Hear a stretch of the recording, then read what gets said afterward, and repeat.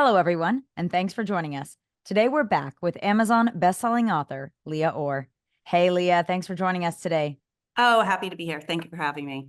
Happy to have you back. And today, I want to talk about street festivals versus art Mm. festivals with you. Okay. All the events.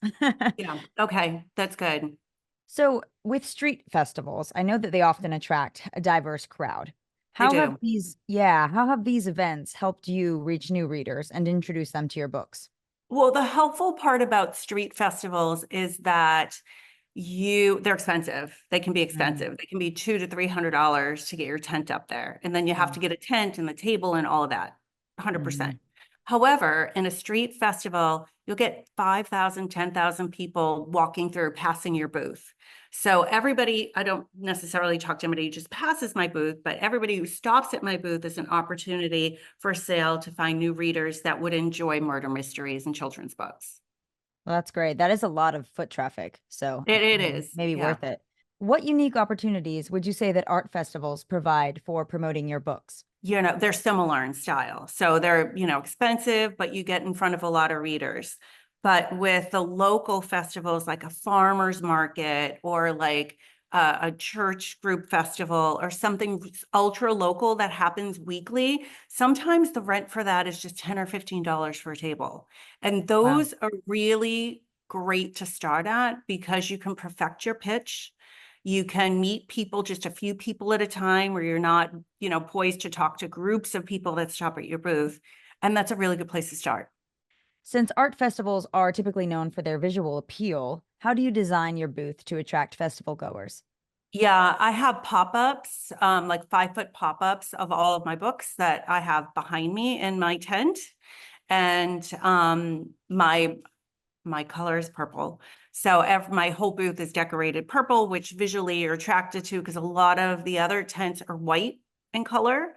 So sometimes I have balloons, which is often fun. Sometimes I have leis and decorate with flowers, just anything that's visually appealing that will just drive people to your booth just to ask a question.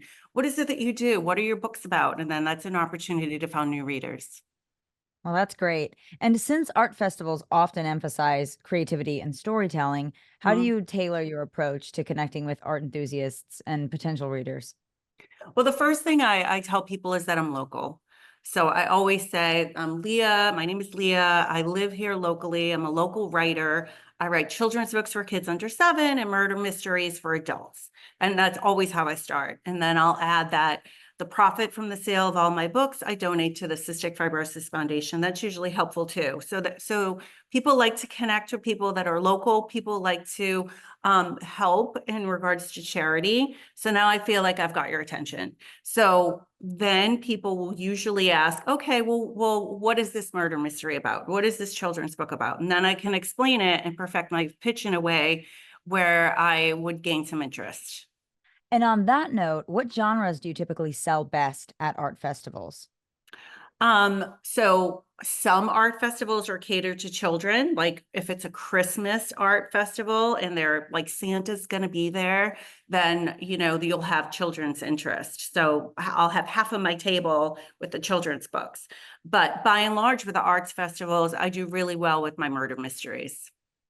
Oh, that's a good point. It just kind of depends on what the It depends, venue yeah, on the is and the venue. genre of the festival. Mhm. And would you say that's the same for street festivals?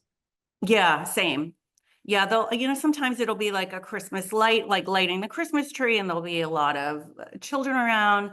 And that would be more towards the children's books, where if it's a daytime festival and there's drinking and food involved, then it's more of an adult crowd. And then I would gear my table more towards the murder mysteries. Great. Leah, that was wonderful insight on street festivals and art Thank festivals. you. Thank you. You're very welcome. That's all the time we have for today. Thank you, everyone, for tuning in to today's interview with Amazon bestselling author Leah Orr. Be sure to check out our website for more videos. Wishing you all a fulfilling and successful writing journey.